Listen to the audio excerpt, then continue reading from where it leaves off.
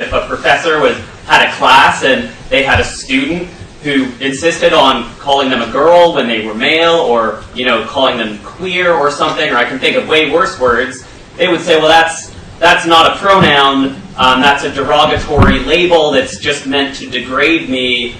But who's to say what is a pronoun? And I'm not sure that it necessarily would change if 95 or 97 friends all insisted on sort of degrading or using that pejorative label to the person. And I think that people who are transgendered or whatever do experience when people use the wrong gender labels to them. They've experienced real prejudice. They experience it as kind of oppressive in that way. So I don't know if identity is a subject or an object, but I do know that we place important demands on one another. I don't know about nature, but I know that fundamentally, like, our society is going to work better if we respect each other, and I think history bears that out. That self-respect and allowing people's self-identification to play a role in that public aspect. We do already have limits on how people can refer to each other, and they're informed by how people want themselves to be referred to. Okay. Well, that's a lot of questions. So, and that's, I'm not trying to be a smart aleck about that. It's just, I'm going to have to sort that out for a minute. Well, the first thing I would say is, pronouns, and I'm not a linguist, so I'm not going to be able to whip this off the top of my head, although I do know that there is a psychologist named James Pennebaker who's written a whole book on pronouns, which you might be interested in referring to, and pronouns turn out to be extraordinarily important as signifiers, but they're also part of what's called a closed linguistic category, and they don't change. And so that's something that's useful to know.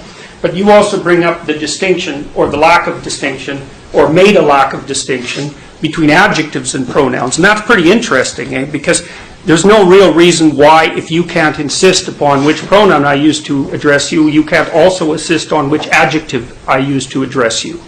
And there's a lot more adjectives.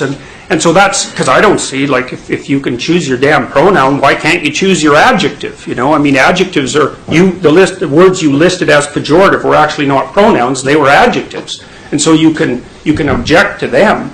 And there's no shortage of times when you use a pejorative adjective to describe someone, especially if you believe that they've misbehaved. It's like, if the person can insist upon their pronoun, why can't they insist upon their adjective? And that's another part of this problem with this multiplicative complexity that isn't addressed properly within the law.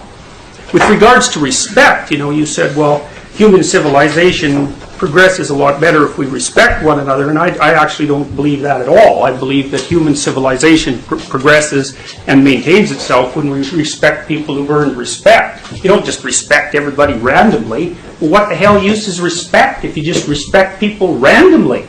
It's like inflating the currency, It's like the Simpsons episode where, Bart gets a trophy because it's every child gets a trophy day. All you do is inflate the currency. Respect is actually limited to that category of people who have earned respect in some manner. So whatever you're talking about with regards to, say, common decency between people, it's not respect. And the definitions actually matter. They matter a lot. And so I hear the respect argument all the time, but you also can't force me to respect you. You might be able to force me to act like I respect you, but you can't force me to respect you. It's just not possible. You could break me, I suppose, and then perhaps I would do it, although I can't see exactly how precisely. But so there's a number of, I get your point, and I'm not trying to denigrate it in any sense. There's a complex issue here, which is, to what degree do you allow individuals to govern the conversation that's had about them in their presence or otherwise. But I would just revert back to my original argument, which is that's a negotiation.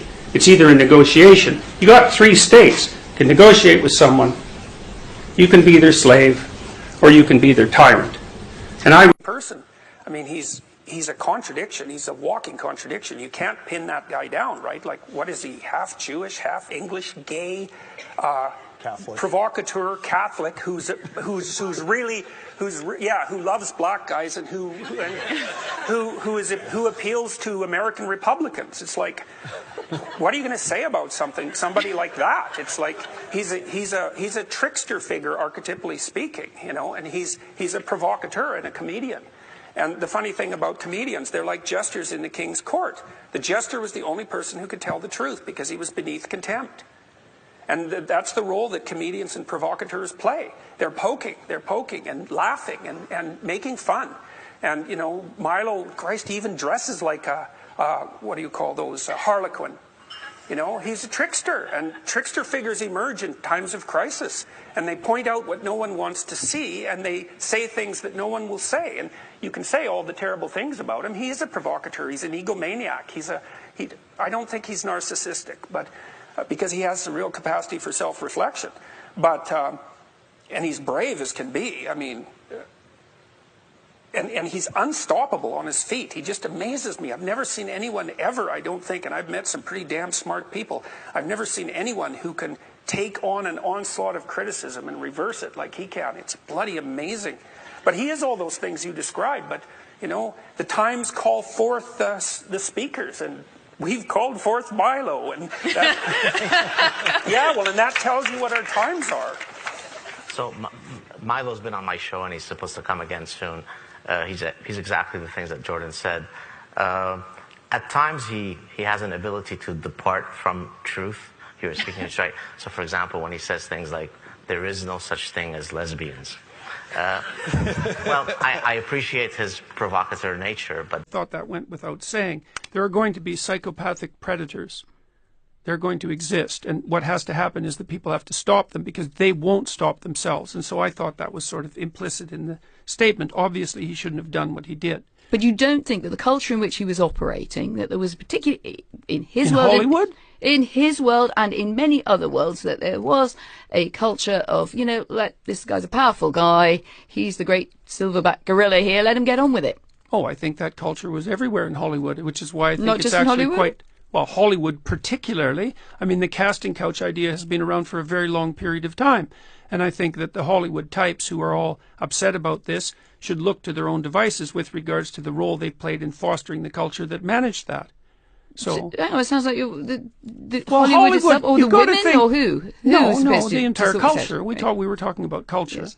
So, I mean, it's certainly that the Hollywood... What's the sensible thing for women to do about Me Too, to your mind, and what's the less sensible thing? That's a hard question. It isn't obvious to me exactly what men and women have to do in the workplace to make that kind of sexual predation much less likely, with also subjecting themselves to restrictions on the sexual aspect of their existence that would be unbearable. It's very difficult. What would be unbearable about that? How about everybody wears the same uniform to work? That's what the Maoists... Well, look, if you want to eliminate the differences between men and women sexually at the workplace, you have to constrain the sexual differences. I mean, men wear suits to work. Well, we right? don't have to eliminate the sexual differences for people to work together with respect.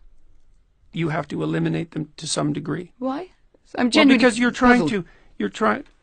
The question here is, to what degree should sexually related behavior be impermissible at the workplace?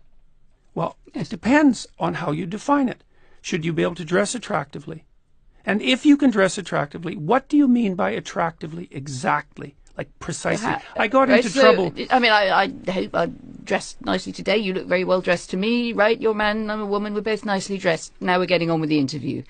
What's the problem or perspective? Well, the problem is the boundaries of what constitutes nicely dressed. Because because part of what constitutes attractiveness, part of what constitutes nicely dressed is sexual attractiveness. Because you can't separate out human attractiveness, sexual attractiveness, from human attractiveness. And so then the question is exactly where are the boundaries? And that's what the discussion is about. Where are the boundaries? The dinner parties, which are described in a foreword to your book, where friends enjoy debates and disagreements. Do you think in the broader conversation we've lost that spirit, or in danger of losing that spirit? Oh, I think we're always in danger of losing that spirit, right? Because lack of freedom is much more probable than freedom.